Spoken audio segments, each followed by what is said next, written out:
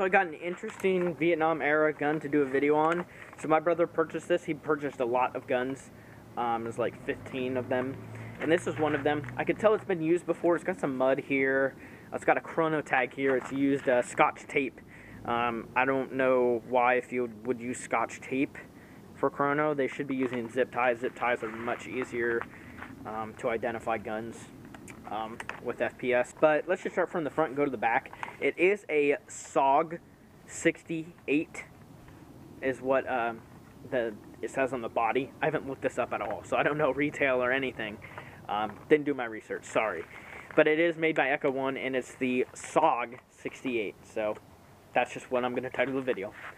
So it's got a 3-prong Vietnam-style flash hider on here. This is steel. I don't know if it came with it or not. I would probably assume not, and it probably didn't come in the box. It's got a triangle sight, which is not built in, so you could remove this if you want. It's got a metal outer barrel.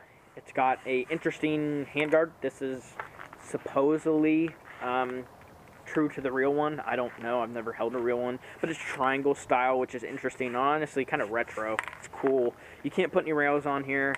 The battery space in here is actually pretty good. Unfortunately, it's front wired.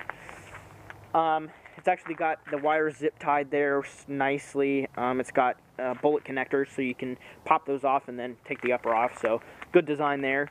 I have a Vulcan 7.4 20-40C. It's a 1300 milliamp. This actually powers the gun pretty well. It is cold out here, but LiPos do pretty good in the cold, so should have no issues there. I charged it a few days ago. Could you use an 11.1 on this? I guess you could if you wanted to, but be prepared to not get over a year of use out of it. If you use an 11.1 in a stock gun, at least an ECHO1 stock gun, don't expect to get over a year of use out of it. Depends on how much you play. If you play twice a year, then of course it'll last more than that. But if you play once a month, once every other month, which is normally how many people play, or how many times people play, that's like the average, I'd say. It'll probably last you a year. But that's, pretty good. It gets pretty good performance with an 11.1, and even with the 7.4. So I'll shoot a little bit later. You'll get an idea. The body is plastic, so it's a polymer. It is actually one-piece hop-up, which is nice. Really nice. I like the one-piece hop-ups. Don't like the two-piece. Really don't. ECHO1 does a lot of the two pieces, so good to see that here. But it is a plastic body. They're fairly durable. There's a dust cover there, but there's no fake bolt, so I don't know if somebody took the upper off, took the fake bolt out. I honestly don't think so. I think this just does not have a fake bolt in it.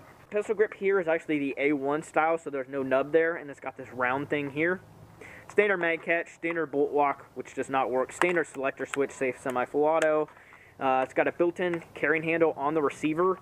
You got your flip-up sight here, up and down. It's very stiff. Yeah, very stiff. I'm not gonna stress myself. I'm not gonna hurt myself doing that. It's very tight, but there are 2 different apertures. And there's actually a rail on the top here, which I'm not sure if it's aftermarket. It's probably aftermarket. It threads in, so you could put a scope on here, but it'd be so weird to have a scope so high. I guess if you're using a die and you need that rail higher, this would be perfect for you, but I just don't aim down my sights most of the time. It's airsoft. You just follow the BBs pretty much. The stock on here is very, very interesting. You flip this button and it springs out. See that? Well, I don't know if I'll be able to get it. See how it springs out? It's got 4 positions, I believe, all the way in to 3. Only 3 positions, I believe. It's really interesting. It's like a full stock, but it's adjustable. I don't know if this is era correct or not. This is interesting, though. It'd be cool if they could rear wire this, have the wires come through here, and then like just a compartment back here. But, it's front wired, whatever. Internals, I mean, it's your standard ECHO1 stuff. It's got a Mad Bull orange bucking. Those shoot normally really, really well. It's one-piece polycarb hop-up, which is probably the downfall there. Barrels seem to be fine, fair enough quality. Steel cylinder, your standard JG or ECHO1 plastic carrot piston, I believe is what's in here. That's what's in most of them. Standard internals, no neomagnet motor, so it doesn't have a JG blue, and I was surprised because honestly the trigger response is pretty good with the 7.4. As far as magazines, it comes with a short Vietnam high cap, and it also comes with another high cap that's like this long, and it's straight, so it's, I don't know, probably I don't know that they make real ones. It's probably a 30 rounder, but it's straight. There's no angle on it. It's just straight. It's not, slight curve like the standard M4s. It's just straight. It's interesting. And then there's this one. I also have some mid-caps to shoot. I got a Banff mid-cap and a GMP mid-cap also, right there.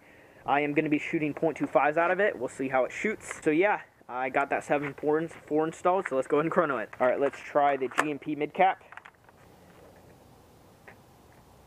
Turn the chrono on, see if it's going to turn on in this cold weather.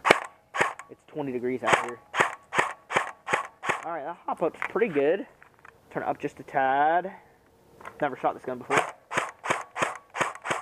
A little over hop. Turn it down. Alright, should be good. Go ahead and put it through the chrono.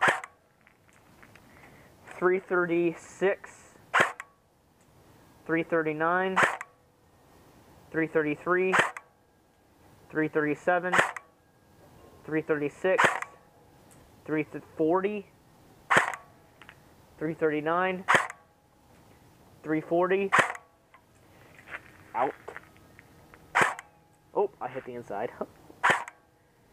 338, 340, 334. It seems somewhat consistent. The joules is 1.29, so it's 1.3 joules with a 2.5, which actually higher than I thought. So feet per second with this with a 0.2, I'm gonna guess it's probably 380, which is fairly good for short gun like this. Definitely not gonna be indoor usable because that 330 is with, again, a 0.25. Let's go ahead and shoot it. Trigger response, like I said, is actually pretty dang good. That's only with the 7.4, totally stock internals.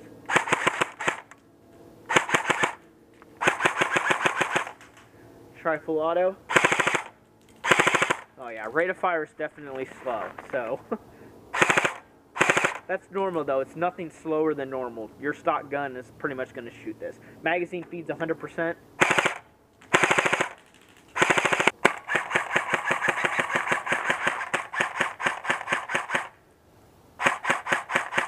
A little bit overhop. Let's go ahead and turn that down.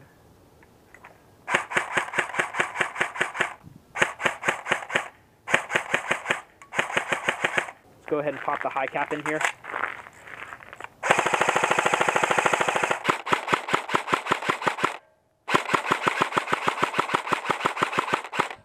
Full auto.